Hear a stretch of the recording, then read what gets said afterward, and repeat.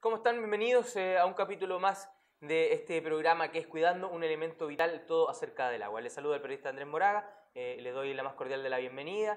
Ustedes saben, esta es una serie de capítulos en la que hemos estado conversando del agua desde diferentes puntos de vista y diferentes posiciones. Hoy día me encuentro con Dagoberto Betancourt. ¿Cómo le va? Buenos días, gusto de saludarle. Muchas gracias por la invitación, Andrés. Un gusto estar acá. Dagoberto, tú eres gerente de la Junta de Vigilancia del río Elqui y sus afluentes. Así es. Y vamos a estar conversando primero sobre qué es la Junta de Vigilancia, porque para las personas que no tienen que ver con el tema del agua, básicamente el rubro agrícola, por ejemplo, es un cargo absolutamente desconocido. ¿Qué es ser gerente de la Junta de Vigilancia? Mira, el cargo de gerente tiene que ver con la función administrativa. El cargo formal, legal, que aparece en nuestro código de aguas que nos define, es de repartidor de agua. ¿Ya? Yo soy el que técnicamente le dice a los presidentes de los canales cuánto deberían repartirse temporada a temporada y cómo ayudarlos en el control del ejercicio del derecho. Nosotros como organización respondemos, como te decía, al código de agua. Hay definido que son los mismos usuarios organizados los que se administran y se reparten el agua que están en las fuentes naturales. La Junta de Vigilancia en particular es una organización de usuarios de agua que administra el cauce natural del río Elqui en este caso y de los embalses que estén asociados en el sistema en la cuenca. En el caso de la cuenca del Elqui tenemos dos embalses. El embalse La Laguna, que está en la cordillera, que es un embalse cabecera de cuenca, y el embalse Puclaro, que todos conocemos, que está a mitad, aguas abajo de Vicuña y una obra bastante nueva. Y que está maravilloso y que por estos días da mucho gusto visitarlo y conocerlo. Se ha transformado también en un polo turístico nuestro embalse Puclaro, más aún cuando, y deportivo incluso también. Hoy día tienen deportistas practicando actividad ahí en el embalse. No sé si ustedes están muy de acuerdo con aquello o no, ya lo vamos a conversar también, pero hoy día hay un polo de deporte ahí también en ese sector, y se ve muy lindo, lleno como está, y me imagino que los regantes también sonríen de ver el embalse como no se veía hace cuánto. Mire, el embalse Puclaro estuvo lleno el 2009 y volvimos a llenarlo en diciembre del año pasado, el 22 de diciembre. 8 años. Entonces es un periodo de tiempo que en el fondo da cuenta de la tremenda sequía que vivimos. Por lo tanto, nuestros regantes hoy día están tremendamente contentos porque ellos han hecho una muy buena administración. Nosotros simplemente somos operadores de las decisiones de ellos. Hay que decir que ellos han hecho una administración ejemplar, han aprendido del proceso y hoy día damos cuenta de los dos embalses llenos para enfrentar lo que se nos viene. Nosotros hemos tenido ya 2 años y este último un poco de bonanza a partir del registro de nieve, que es nuestra fuente de abastecimiento como cuenca, y de aquí en adelante hay que hacer una celosa administración del recurso para que este recurso dure y tengamos tranquilidad dentro de lo que podemos entender el riego en una zona árida.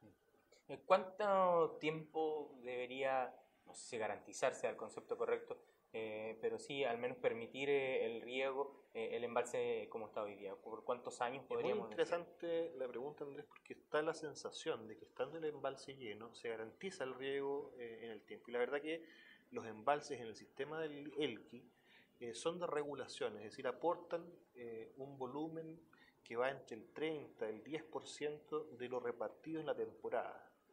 Nosotros dependemos básicamente de lo que aporta la nieve y nuestros glaciares, que son la fuente de abastecimiento de la cuenca, es decir, de lo que trae el río. Eso es lo fundamental para nosotros. Y los embalses sirven para regular y compensar cuando lo que trae el río no es suficiente para cumplir el plan de riego. Nosotros creemos que a partir de lo que tenemos hoy día y el registro de precipitaciones con el que damos inicio a nuestra temporada que partió el 1 de septiembre, tenemos cierta tranquilidad, Andrés. Yo creo que hablar de tranquilidad de los próximos 36 meses, que vamos a tener agua suficiente para regar, pero siempre con restricción. Sí, claro. Eso es lo importante. En la medida de que se pueda administrar bien el recurso. A partir de la experiencia de la última sequía, los regantes han entendido que deben ser muy austeros en la distribución, mantener lo que más podamos los embalses llenos para enfrentar la crisis o la parte más fuerte de los ciclos secos que son frecuentes. No olvidemos que cada 10 años tenemos ciclos secos. Para enfrentar ese ciclo seco en ese momento de mayor estiaje o disminución del caudal pasante, con una capacidad importante de los embalses para poder aminorar el impacto de la sequía. ¿Cuántos son los canales que dependen o en cuántos canales se distribuye de la cuenca del río Elqui? La Junta de Vigilancia del río Elqui, hablemos de algunas cifras generales, administra el 90% de los canales constituidos en el valle completo. hablamos del 90% porque el 10% le corresponde al estero derecho, una junta de vigilancia que se hizo autónoma a mitad del siglo pasado, porque se declaró agotada, y el resto de los afluentes del río, es decir, Río Claro, Río Turbio, Río Cochihuás, Río Elqui, desde Rivadavia, que es la confluencia, hasta el mar, es parte de la jurisdicción de nuestra Junta de Vigilancia. Nosotros tenemos del orden de 5.000 regantes en nuestras comunidades de agua, tenemos 120 canales enrolados, más 20 accionistas individuales que captan directamente del río por medios mecánicos, y tenemos del orden de 800 kilómetros de canales. Es decir, es una infraestructura de riego bastante importante. Y nuestra misión como organización es administrar el cauce natural y entregar en cabecera de canal aquello que la Asamblea ha definido como el desmarque o la cantidad de agua que van a recibir mes a mes, temporada a temporada. Cabecera de canal son estas tomas de agua. Es la toma que va desde el cauce natural y que lleva el agua entonces por esta obra artificial, que es el canal principal, y nosotros medimos una compuerta que nos permite en el fondo controlar, regular el agua que entregamos, y hoy día, y a partir de la implementación de tecnología, telecontrolar gran parte de nuestro rol accionario. Hoy día tenemos 27 compuertas que son de tecnología australiana, Rubicon, para canales abiertos, que nos permite medir con mucha precisión la entrega del 70% de nuestras acciones. Nosotros, cada canal tiene una cantidad de acciones, así se expresa el derecho de aprovechamiento de agua en nuestros ríos. Nosotros tenemos una cantidad finita de acciones, tenemos 25.342 acciones en el valle, y no hay más porque la cuenca está declarada agotada. Es decir, no van a haber nuevos derechos que pueda el Estado constituir. Correcto. Y a partir de esa cantidad finita de acciones que están repartidas en estas 140 entregas, nosotros tenemos la misión de entregar el agua conforme a derecho en cada comunidad. Esa es un poco la función en términos muy generales y las cifras de la Junta de Vigilancia. Es un concepto, una visualización más bien técnica, no es tan fácil de entender, digamos, para el que no tiene relación o no se relaciona con la Junta de Vigilancia del Río, esto. Cuando uno a la gente le habla, un ciudadano común y corriente, de acciones de agua y ese tipo de conceptos, cuesta imaginarse en la práctica qué significa. Mira, no solamente a la comunidad o los auditores del programa, a nuestros parlamentarios lamentablemente también les cuesta. Nosotros lamentablemente escuchamos una discusión entre parlamentarios que asociaban la acción de agua con las acciones de la bolsa. No. La acción de agua en el fondo es la materialización legal de cómo se distribuye el derecho de aprovechamiento. Es una forma de llamar a la certeza jurídica que hay detrás del derecho de aprovechamiento. Esa parte está muy mala. No, la podemos cortar, ¿no es cierto? Sí. ¿Desde dónde vamos a cortar? Desde la parte del comentario que te hago de la Cámara de Diputados. Ya. La acción de agua en el fondo es la expresión que le da forma a la tenencia del derecho de aprovechamiento. Nosotros hoy día tenemos un universo de 25.000 acciones o de 25.000 derechos de aprovechamiento de agua que se expresan a partir de un cálculo hidráulico. Aquí un ingeniero que a mitad del siglo pasado determinó que el reparto del agua, para que sea equitativo entre todos sus usuarios, debía tener ciertas condiciones técnicas, y ahí estableció el concepto de la acción. Y la acción, en el fondo, al 100%, es decir, a la máxima expresión hidrológica de la cuenca, puede entregarte 1 litro por segundo. ¿Ya? Pero cuando no hay suficiente agua para entregar ese litro por segundo, que es la máxima cotización de este derecho de aprovechamiento de esta acción, se entrega a prorrata. Y nuestra legislación en ese sentido siempre ha mantenido la igualdad ante la ley. Un tenedor de un derecho de aprovechamiento en la cordillera o en última sección tiene derecho a la misma cantidad de agua. Correcto. Y esa prorrata aplica para todos. Correcto. Vamos comprendiendo algunos conceptos de cómo se va manejando el agua y cómo la van aprovechando los regantes. Hoy día, fíjate que tú recién me hacías un comentario, hemos conversado varias cosas fuera de micrófono también. Hemos ido aprendiendo, o han ido aprendiendo quienes son dueños de estos derechos de agua, a administrar su agua de mucha mejor manera. Uno sin tener mayor conocimiento, vienes del valle de Vicuña hacia La Serena, y tú ves a orillas de camino cómo aparecen estanques de acumulación en los predios alrededor de la carretera. Uno ve cómo los canales que circulan hoy día se manejan mucho más limpios. Tienen, para decirlo en un lenguaje bien coloquial, tienen estos plásticos que les ponen ahora a los canales, que tú ya no vas a explicar técnicamente cómo se denomina. Toda tecnología que se ha ido incorporando para evitar que el agua se desperdicie y pueda aprovechar de mejor manera este recurso. Claro, los canales de distribución que permiten llevar el agua del cauce natural al predio donde se requiere son canales excavados en tierra o excavados en el suelo de la cuenca. Una sequía, como le decía uno antiguamente. Una sequía, claro. no simplemente una sequía. Son obras artificiales, son hechas por los interesados. Correcto. Y nosotros, en la medida que hemos vivido esta sequía, hemos medido a partir de sociedad con la academia, la Universidad de La Serena, con el CASLAC, con el CEASA, hemos comenzado a levantar información. ¿Por qué? Cuando administramos este recurso tan valioso de una cuenca que es semiárida o árida o en proceso de certificación o el nombre que le quieran dar, digamos, a este proceso de menor recurso, tenemos que sernos responsables en administrar la escasez. Y a partir de eso nos dimos cuenta que la conducción del agua del río a través de estos canales hacia el predio tenía tremendas pérdidas de conducción. Esas pérdidas en el fondo se tienen que ir enfrentando con mejorando la infraestructura, revistiendo los canales, por ejemplo, entubando los canales. Así como también dentro del predio la persona que recibe su turno de agua tiene que acumularla. Sí, claro.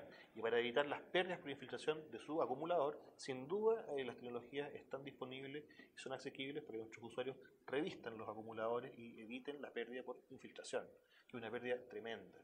En términos generales, el sistema de Elqui tiene una eficiencia de un 35%, muy baja. La ineficiencia, o el diferencial para el 100%, se compone básicamente de dos elementos. 40% de pérdidas por conducción y el diferencial, que anda del orden del 25 o 27%, tiene que ver con gestión, con ser oportuno en el control de la medición del agua y también tener la capacidad de cortar o entregar según corresponde. Entonces, esos elementos son las brechas que hemos definido en el mediano plazo, tenemos que enfrentar como organización y tenemos que apalancar los recursos para poder hacer las inversiones que nos permitan salvar estas brechas.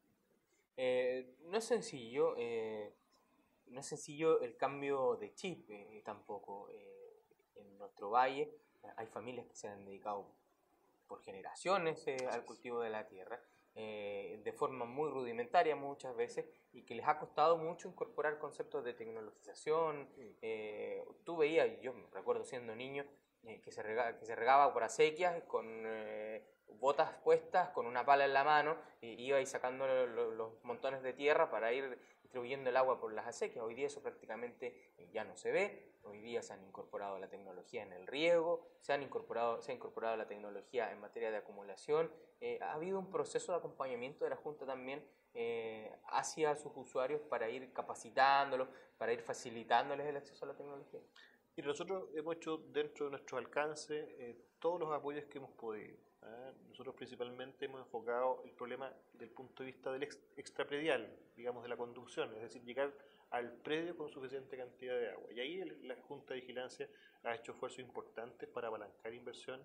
Hemos logrado, junto a nuestros usuarios, revestir una importante cantidad de kilómetros que están lejos de ser suficientes. Hemos podido incorporar estas compuertas automáticas, pero por otro lado nuestros usuarios también han hecho el esfuerzo. Hoy día, a partir también de investigación que hemos desarrollado en la Universidad de La Serena, se ha levantado el uso del suelo y los tipos de riego y nos hemos dado cuenta que hay una importante superficie que está tecnificada. Nosotros hablamos que poquito más del 50% del Valle del Elqui ya está tecnificado, con un nivel de tecnificación, quedando una brecha importante del otro 50%. Y ahí es donde nos preocupa todo lo que pueda afectar al sector agrícola.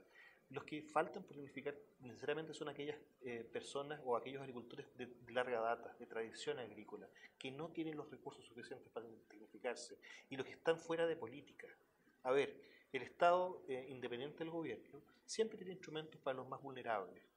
Sí, claro. El usuario INDAP, los bonos y qué sé yo, y hay apoyos efectivos y probablemente van en el sentido correcto. Y por otro lado, hay tamaño de agricultores que tienen la suficiente cantidad o su unidad productiva lo suficientemente rentable para que sean bancarizables. Sí, claro. Por lo tanto, ellos en la banca pueden resolver sus problemas, pero hay un montón de usuarios. Y disculpa que sea poco preciso, porque es un tema que tenemos que levantar. Hay una cantidad importante de usuarios que están en la mitad, que no califican con INDAP, porque por su superficie y por el factor de la región están por sobre la política, por lo tanto no pueden ser atendidos por INDAP, pero que no son lo suficientemente grandes para ser atendidos por la banca. En el agua también existe la clase media. Exactamente. Y ellos, lamentablemente, a producto de la sequía, han sido tremendamente afectados y son aquellos los que precisamente tenemos que buscar la forma, y en eso estamos trabajando con la sociedad agrícola, con los mismos usuarios, con la Corporación de Desarrollo Productivo de la región, de buscar de qué manera podemos ayudarlos a reconvertirse, a mejorar en tecnificación, a apalancar recursos para poder hacer con ellos que mantengan la actividad. Recordemos que la actividad agrícola es una actividad identidad de esta región. Y cuando la minería está mal, ¿quién mantiene la economía? Es la agricultura. Sí, bueno, y somos un aporte en materia agrícola importante para el país también.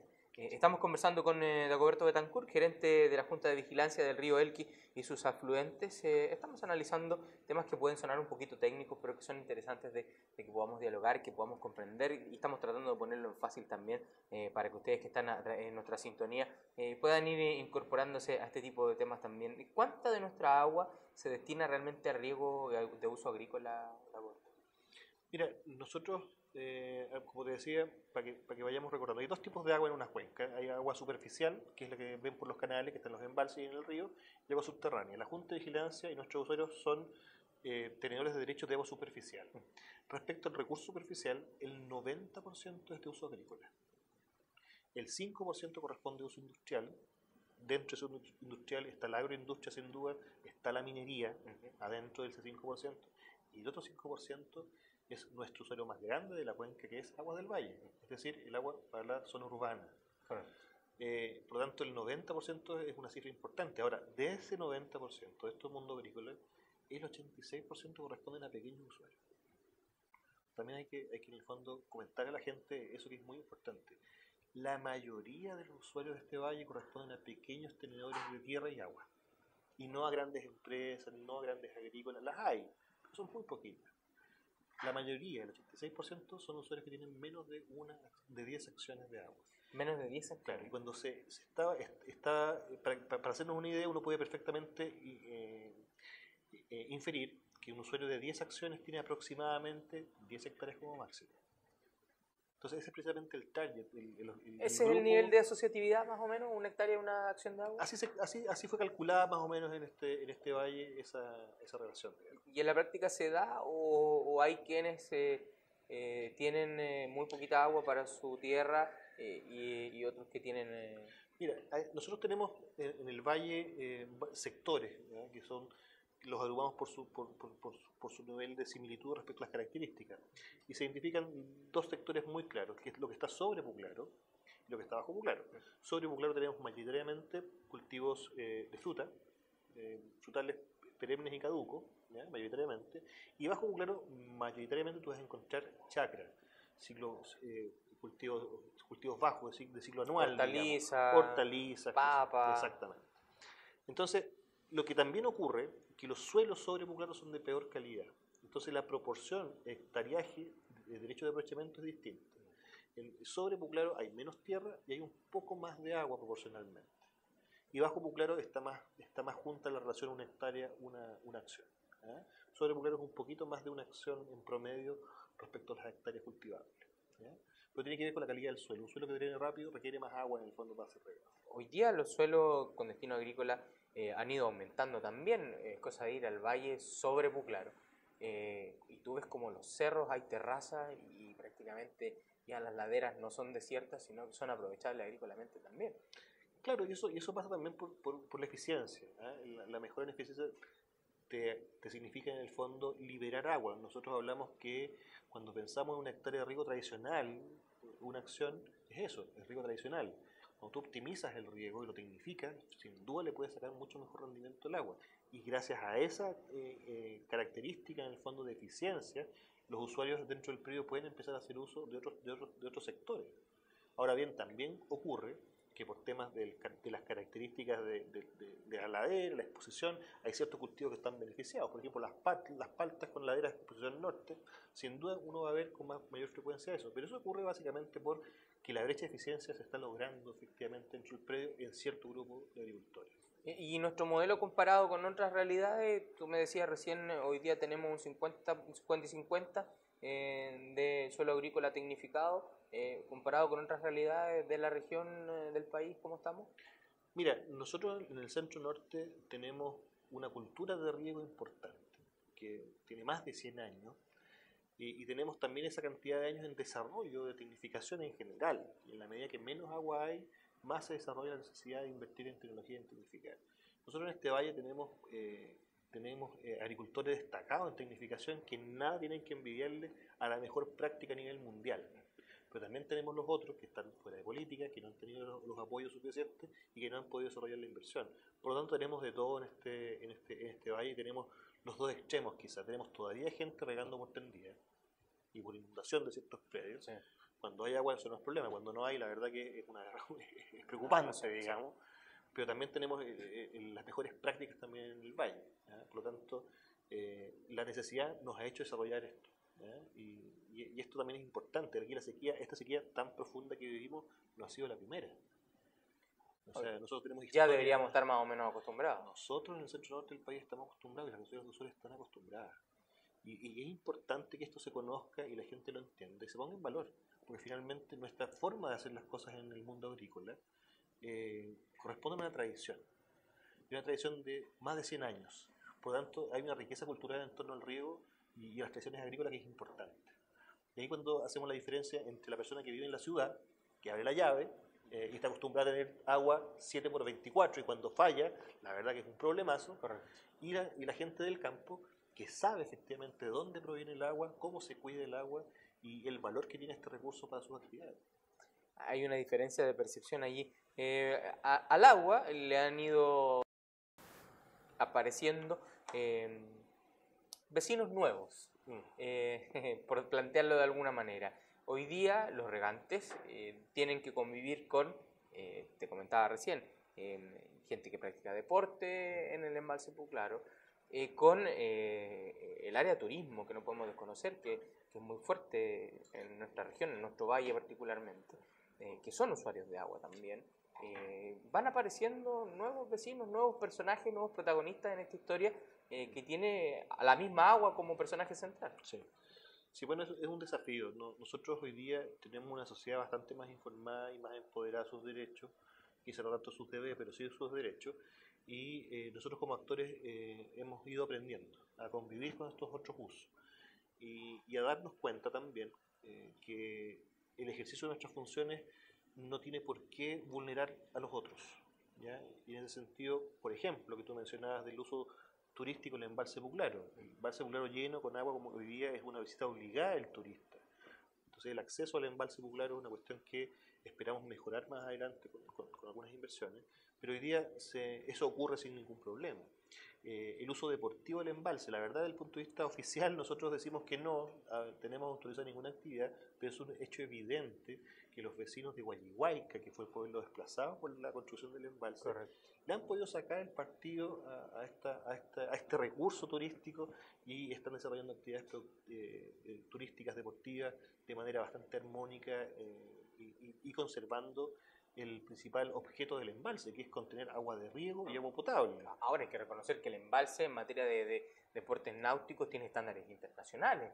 O sea, vienen deportistas del extranjero buscando el viento de nuestro valle y el agua del embalse para poder practicar, por ejemplo, el windsurf y el kitesurf, que son dos de las disciplinas más practicadas en el embalse. Mira, nosotros estamos enfrentando el futuro de la organización pensando en el concepto de gestión integrada de recursos hídricos y bajo ese concepto está la gobernanza.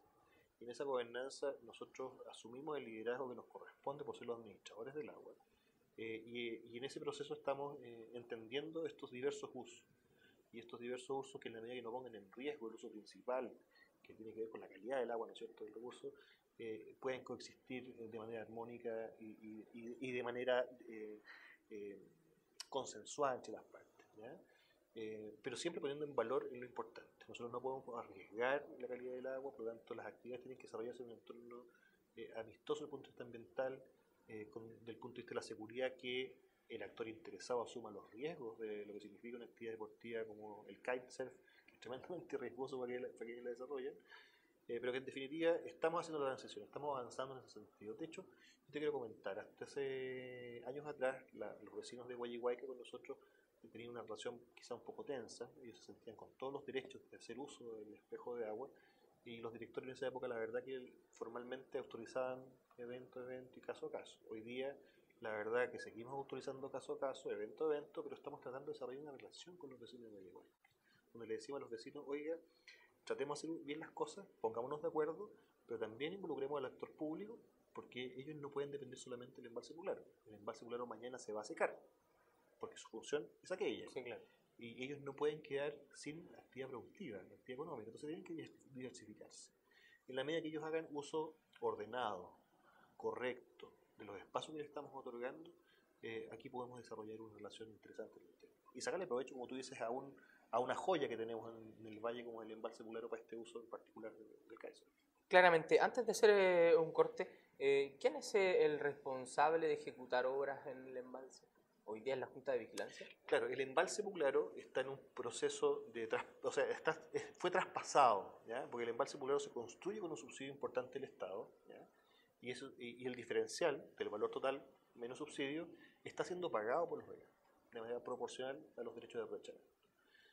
Nosotros tenemos más del 52% suscritos, ¿ya? Es decir, hemos pagado más del 52% de la deuda, por lo tanto, el año 2012 el Estado nos traspasa la obra del embalse y nos entrega la propiedad del embalse a la Junta de Vigilancia y está hoy día en el conservador de esa forma, es decir, le pertenece a los 5.000 regantes del valle el embalse Puglaro.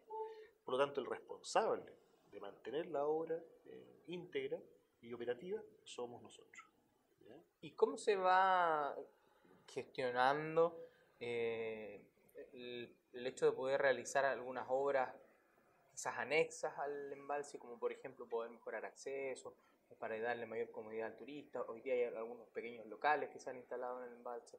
¿Eso debe ser gestión propia de la Junta? Mira, nosotros la verdad que como administración, este directorio partió ahora en julio, tenemos un nuevo directorio que está presidido por Pelayo Alonso, nuestro presidente, y tiene un periodo de 3 años. Estos 3 años, dentro de las cosas que queremos hacer, efectivamente, es ordenar un poco más y darle valor al embalse Puglaro de su entorno. Hay varias ideas, digamos que no es menester adelantarlas hoy día, pero efectivamente queremos hacer mejoras respecto a este atractivo turístico que tiene, este potencial que tiene la cortina del embalse para los visitantes, ¿ah? Hace semanas atrás nos comentaban desde la municipalidad que del orden de 100.000 personas pasan por el embalse Puglaro, entonces hay un potencial interesante para desarrollar algo bonito ahí. Que es digno de aprovechar y que quizás puede generarle recursos también en la misma Junta para ir haciendo obras de mejoramiento. Estamos cuidando un elemento vital, todo acerca del agua, y estamos discutiendo en esta serie de capítulos y conversando respecto de la importancia que tiene el agua y sus diferentes usos. Vamos a hacer un pequeño corte, no se separen de nuestra sintonía, regresamos, seguimos conversando con Dagoberto Betancourt a la vuelta de este corte. Estamos de regreso, ya les decía antes del corte, cuidando un elemento vital, todo acerca del agua, esta serie de capítulos de programas donde hemos estado teniendo como protagonista, ¿verdad?, a este elemento tan preciado. Estamos con Dagoberto Betancourt, él es gerente, repartidor de la Junta de Vigilancia del Río Elqui y sus afluentes, y estamos conversando de cómo se ha ido administrando, de cómo ha ido evolucionando el manejo de las aguas, de cómo los regantes, que son muchos en el Valle del Elqui, se han ido incorporando y han ido mejorando también ciertas situaciones, de cómo han ido apareciendo nuevos personajes en torno al protagonista de esta película que es el agua. Y hay un personaje del que no podemos dejar de hablar, que es el Estado. Y aparece, Dagoberto, esta reforma al Código de Agua. Yo te lo comentaba fuera del micrófono, de la que no soy especialista, tuve la oportunidad de entrevistar para esta misma serie de capítulos. Ustedes van a poder escuchar aquella entrevista al director general de Aguas, que planteó su visión, que planteó la visión del Estado respecto de una reforma que están proponiendo. Y acá hay un concepto que tanto él como tú me lo han planteado y que es diálogo de sordos. Aquí conversan pero no se escuchan. El Estado dice es una muy buena reforma, los regantes dicen no nos parece que sea tan buena, y no nos ponemos de acuerdo y no nos ponemos de acuerdo. ¿Cuál es la visión de los privados, de los dueños hoy día del agua respecto de esta reforma al código? Mira, vamos a partir, Andrés, y con mucho cariño te lo voy a plantear. Yo quisiera corregir un concepto que es planteado. No es que los privados sean dueños del agua, y esta es una sutileza, pero que es importantísima.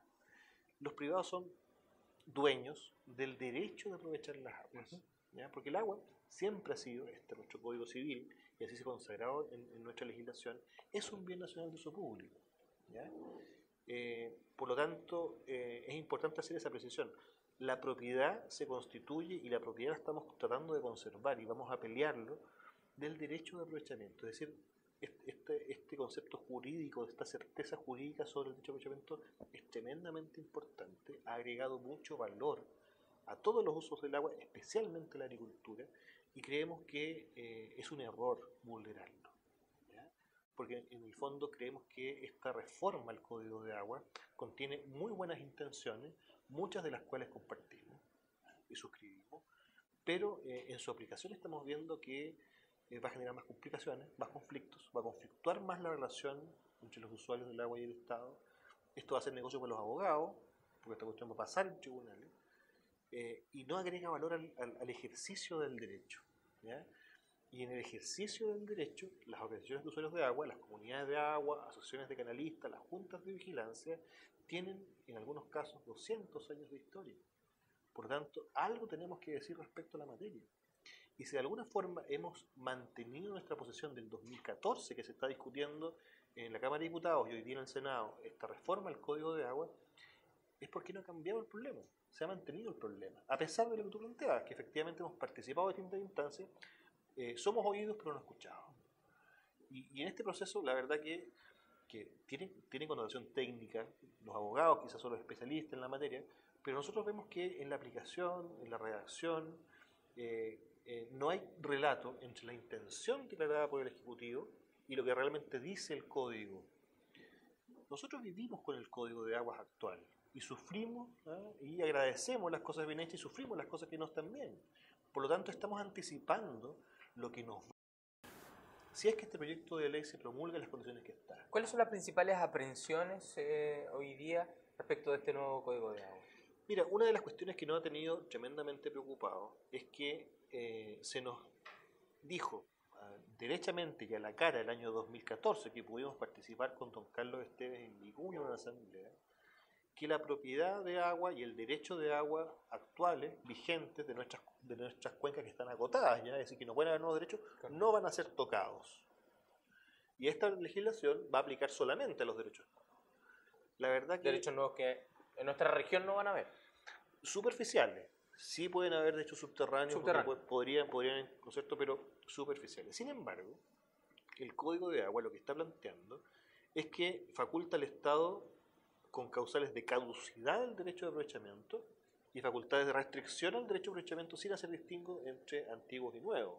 Estas facultades de caducidad y estas herramientas de restricción, que son poderes que le da al administrador, al Estado, este código, son facultades a nuestro juicio discrecionales, que no tienen condición de borde, es decir, no tienen límites, no hay claridad cómo van a ser aplicadas finalmente. Estas facultades aplican a todos, ¿ya? La primera cuestión, y sin duda que nos preocupa mucho, que a lo mejor es un poco técnica, que tiene que ver con la propiedad, el derecho de aprovechamiento hoy día está consagrado con uso y goce, disposición, y es perpetuo, ¿ya? Y esas características le confieren al derecho de aprovechamiento condiciones que han permitido, por ejemplo, bancarizar proyectos agrícolas. Hoy día para ponerlo en simple, bancarizar proyectos agrícolas tiene que ver con usar como garantía las acciones de agua que, por ejemplo, claro, alguien pueda tener. El 80% de un predio agrícola bajo cuota de riego está evaluado por su agua. Un predio sin agua no vale el 20%. O sea, yo te lo planteaba fuera del micrófono. No suena complejo y de poca lógica. Yo no soy experto, por eso lo planteo desde la ignorancia. Separar el agua de la tierra pensando que hoy día tu tierra vale el 20% si tienes el agua o no. Mira, si nosotros tuviéramos el agua y la tierra asociadas e inamovible, como algunas personas plantean, ocurriría, por ejemplo, que una eficiencia importante en una cuenca, ¿ya?, es decir, que tengamos excedentes de una cuenca de recursos hídricos, no podríamos llevarlo a otro lugar, no podríamos regar secano, por ejemplo, porque el agua y la tierra están vinculadas. El hecho de que estén separadas le entrega competitividad y permite que el uso del agua sea donde sea más productiva, y eso significa valor al Estado, ¿ya? Es un tema que no es tan fácil entenderlo, pero sin duda en el ejercicio y en la práctica se entienden como un atributo. No por nada un Estado como el australiano copió el concepto del modelo chileno, es decir, separó la tierra del agua y estableció los mercados de volúmenes de derechos para que los usos competitivos se hagan del agua, y ha desarrollado agricultura, y ha dado seguridad de riego, y abastece de agua potable a su población, y no tiene ningún problema porque han hecho las inversiones. Me sigue dando vuelta el concepto y te lo vuelvo a plantear desde la ignorancia. ¿No será posible generar un sistema mixto en el que sea de alguna u otra manera asociable cierta cantidad de agua? Tú recién me hablabas de una acción por hectárea, que más o menos debiese ser un promedio razonable, y el excedente poder manejarlo de forma separada y no desasociar al 100% el agua, porque hoy día se puede dar la extraña situación de que uno sea propietario de tierra sin tener una gota de agua para regarla. Eso ocurre hoy día, eso ocurre porque el propietario anterior vendió sus derechos y sin duda cambió el uso comercial del suelo, pero en fin, eso ocurre hoy día, ¿eh? Y eso es una cuestión que ocurre. Lo importante es que el ejercicio del derecho no vulnere la fuente de abastecimiento, y en eso los organizaciones de usuarios han hecho un trabajo ejemplar, ¿ya? Mira, cuando hablamos de cuencas agotadas, es decir, de la quinta región del norte, nosotros hablamos que no hay nuevos derechos, ¿ya? Y cambiar la forma de administrar o la asignación de agua al derecho es una vulneración del derecho. Porque hoy día este aumento de disponibilidad coyuntural, eventual, que pudimos haber tenido durante este año y en el pasado, que estuvimos vertiendo una cantidad importante de agua, podría haber pensado un administrador de turno, a partir de un nuevo concepto de concesiones, bueno, otorguemos los derechos, pues estaban disponibles. El problema está que están disponibles en un momento del ciclo hidrológico, en la abundancia, Sí. pero no están disponibles en la escasez. Ahora un administrador tendrá que tener la visión que tú me estás planteando, de que es un tema momentáneo. Es que es el tema. Cuando el concepto que se está instalando con este proyecto de ley de restricciones al ejercicio y causales de caducidad, no se hacen cargo de la hidrología, no se hacen cargo del concepto de cómo fue pensado este constructo legal que es el derecho de aprovechamiento actual, y que responde efectivamente con necesidades de mejora, sin duda, pero responde a la lógica hidrológica. Vemos también que hay un riesgo por ese lado. Cuando el texto dice que el Estado podrá caducar un derecho otorgado porque considera que hay una afectación a la fuente de abastecimiento, caramba, ¿de qué estamos hablando? Ese derecho fue mal otorgado. ¿Cómo un derecho otorgado va a afectar la fuente de abastecimiento? Entonces, nos estábamos dando cuenta que en este texto legal hay buenas intenciones, pero al momento de redactar el código, de redactar el artículo, no hay coherencia, no hay consistencia, no hay una buena lectura de la dinámica hidrológica de la cuenca. Entonces, nos preocupa por muchas razones. Afecta la propiedad, se da facultades discrecionales. Finalmente, en el texto en ninguna parte dice que se van a respetar los derechos antiguos, es decir, las causales de restricción y las causales de caducidad van a afectar a todos los derechos por igual, en circunstancias que en 2014 nos dijeron, no se preocupen, sus derechos no van a ser tocados. Entonces, esta inconsistencia en los textos que finalmente están siendo aprobados es lo que nos hace mantener la preocupación que tenemos desde 2014 y nos hace ser público nuestro malestar, porque nosotros nos dicen por los medios de prensa que no sabemos leer, que estamos desinformados, que estamos desengañando, nos dan juicios de valor que nosotros no queremos caer en eso. Queremos proponer que estamos a disposición, pero que no solamente se nos oiga, se nos escuche y que eso se traduzca en cómo se está redactando una legislación tan importante para el país como es el Código de Agua. ¿Puedo entender entonces que en el fondo, en la discusión del Código de Agua, hay acuerdos, pero en la forma en cómo se ha redactado el código es donde está la diferencia? Sin duda. Mira, tratemos de hacerlo en positivo. Veamos qué cosas estamos de acuerdo. Que se dé el grado de derecho humano, el acceso al agua potable, al saneamiento, estamos completamente de acuerdo. Es que eso es evidente, que no podemos negarnos a aquello. ¿Quién se va a negar? Nosotros estamos de acuerdo, y nosotros en el ejercicio del derecho, para que tú sepas, desde dos códigos de aguas anteriores, del primer código de agua, existe el derecho a abrevadero. Nosotros lo respetamos desde siempre. Es decir, en una comunidad de agua que por razones de pago, lo que sea, se corta el suministro de agua, si es que existe gente que haga uso del agua para la bebida, para las personas o los animales, está el derecho a abrevadero. Nosotros tenemos que dejar una cantidad de agua para que sean servidos. Y eso lo hemos hecho siempre. Nosotros, como estado en el peor minuto de la sequía, hemos asegurado el abastecimiento de agua potable para Aguas del Valle. Entonces, no es un tema que nosotros no estemos de acuerdo. Hemos demostrado que estamos de acuerdo con el hecho, con la casuística, como dice el señor Esteves. Entonces, estamos de acuerdo con el reconocimiento en el cuerpo legal. estamos de acuerdo con la discriminación positiva hacia los APR, que tengan mayor facilidad de acceder a derechos de agua porque efectivamente satisfacen a un porcentaje de bajo de población, pero que está desconcentrada. Que tiene una necesidad básica zonas rurales. De abastecimiento de agua. Pero sin duda. Nosotros vamos a apoyarlo, pero sin duda. Pero no estamos de acuerdo que se diga que este código, como se hizo el 81, es un código que está hecho para el especulador, porque esas cuestiones son críticas y son juicios de valor que no se responden, no tienen un relato real. ¿Existe la especulación en materia de agua? Sin duda, como cualquier propiedad existe especulación, ¿ya? Pero la forma de atacar la especulación es, por ejemplo, la patente por no uso, que ha sido eficiente y se lo ha demostrado. Este año Endesa devolvió una gran cantidad de derechos de agua que estaban ociosos, sin usarse, pero no consultivos. El agua que se ocupa, el agua consultiva que hace uso el usuario agrícola, industrial, el minero, la sanitaria, el uso consultivo está en un 98% en uso. Entonces, estamos atacando los síntomas, estamos legislando para los síntomas, pero no para las causas de fondo. Entonces, y tampoco creemos que es sano que se legisle para casos puntuales. La especulación son 10 empresas en Chile que concentran el 80% de los derechos no consultivos. ¿Por qué no atacamos directamente aquello? Sino que estamos cambiando la forma, tradición que tenemos de hacer uso del agua por más de 100 años, estamos afectando el modelo de cómo hacemos las cosas en Chile, para atacar una cuestión que podríamos atacarla perfectamente de otra manera. Que hoy día en el Código de Agua está, y se llama patente por no uso.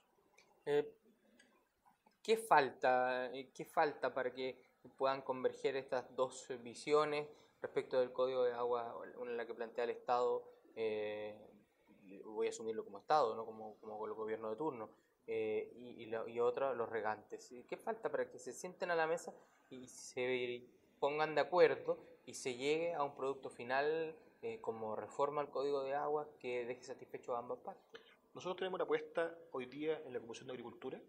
Hoy día en esa instancia está la discusión del código, del proyecto de reforma. Somos más de 40 organizaciones que vamos a ir a exponer a la comisión y esperamos que seamos escuchados. Y a partir de diálogo se construya una buena reforma que no afecte, en el fondo, que el daño colateral no sea tan grande. ¿Ah? Porque sin duda creemos que es necesario mejorar, siempre es necesario perfeccionar los cuerpos normativos, pero no con este costo. ¿Ah? Nosotros creemos que el mundo agrícola ha pasado por tantas cosas tan vulnerables desde el punto de vista de los mercados, desde el punto de vista de la sequía. Imagínate, hoy día tenemos productores que después de tantos años de sequía han exportado uva a Estados Unidos sin precio. Y hoy día le deben a la exportadora. ¿Te das cuenta? Entonces, es un gremio tremendamente complejo, muy expuesto, y que sin duda no puede ser el que pague todos los pasivos ambientales, ni todos los problemas, ni todas las malas decisiones que el Estado ha tomado. ¿Ya? Porque recordemos que también todas las acciones de otorgamiento de derechos por la vía administrativa, pues ellos hablan de sobreotorgamiento, por la vía administrativa, que es la DGA, o por la vía judicial, que son los tribunales, que es otro poder del Estado, son acciones del Estado. Entonces nosotros, los agricultores, no pueden pagar las acciones o malas acciones que el Estado ha desarrollado. No es fácil el tema, no es fácil, me parece a mí que tampoco va a ser un tema de pronta resolución.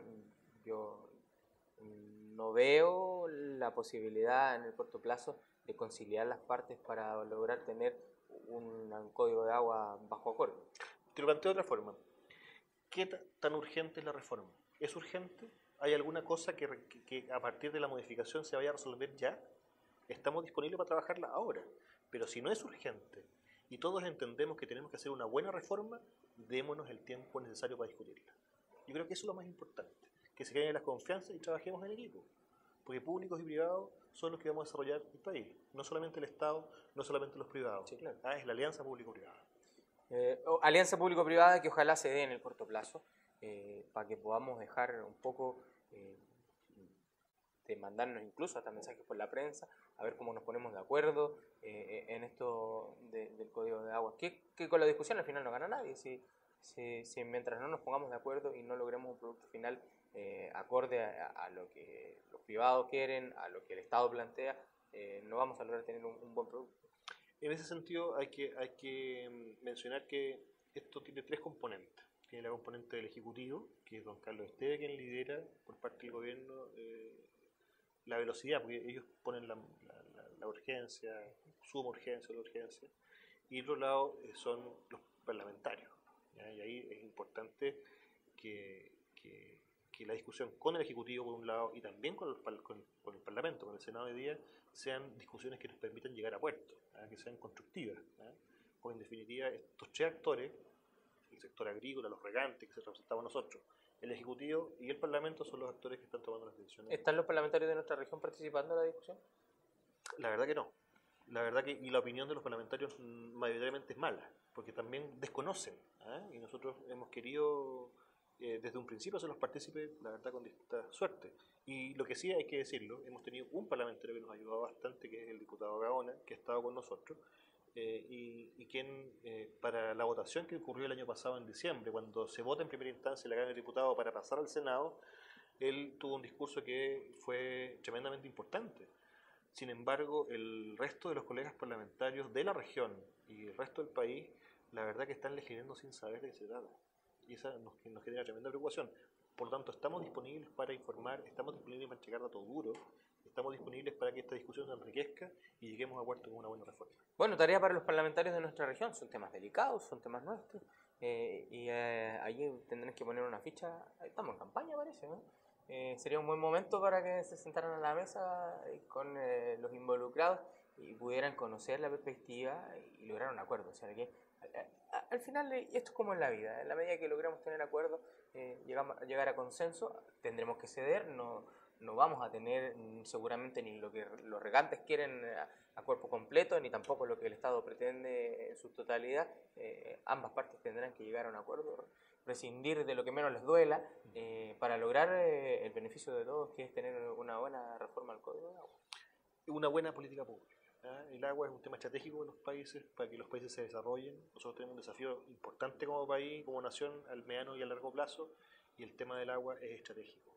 Así que tiempo a esta reforma, discusión, ojalá confianza entre las partes, y esta cuestión es transversal, y ojo, esto no es político partidista, esto es de política pública, esto afecta a moros y cristianos, por lo tanto, claro. Aquí... Esto no es de este gobierno, es transversal. Sin duda, sin duda. Entonces le invitamos a todos a sumarse a la discusión y a aportar, porque de esa forma se construyen buenas políticas. Así es, me parece, ha sido una interesante conversación.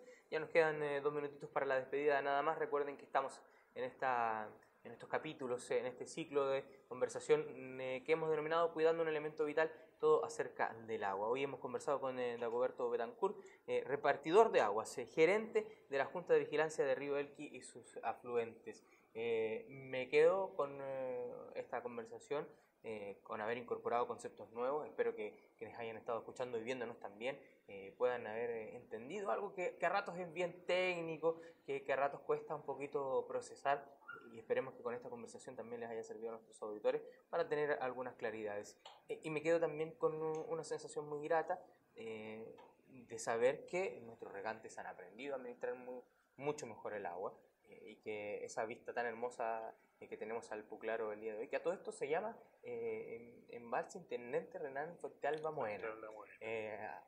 Nobleza obliga, es el nombre real del embalse, que por uso hemos denominado Puclaro, pero que lleva el nombre de un gran intendente. Puedo equivocarme o no, usted podrá estar de acuerdo o no, creo que ha sido uno de los mejores intendentes que ha tenido nuestra región, y que lleva su nombre, y que por uso nosotros le denominamos Embalse Puclaro. Mira, nosotros destacamos al intendente Fuentealba. Tuve la oportunidad de conocer a don Renán. Es un hombre que rompió la mala inercia que traía el país. En la época del 90, en la década del 90, hizo que el Estado volviera a invertir en grandes obras de riego. Y le agradecemos a él su gestión, porque materializó el deseo de nuestros regantes de 60 años atrás. El embalse Puclaro en 1950 empezó a pensarse. Y gracias a las gestiones que él realizó, hoy día tenemos un embalse que nos ha permitido mejorar en un 30% la seguridad de riego. Entonces, de verdad, tiene muy bien puesto el nombre. Sí, y deberíamos ponerlo más en realce quizás. Sin duda. Nos quedamos siempre con, claro,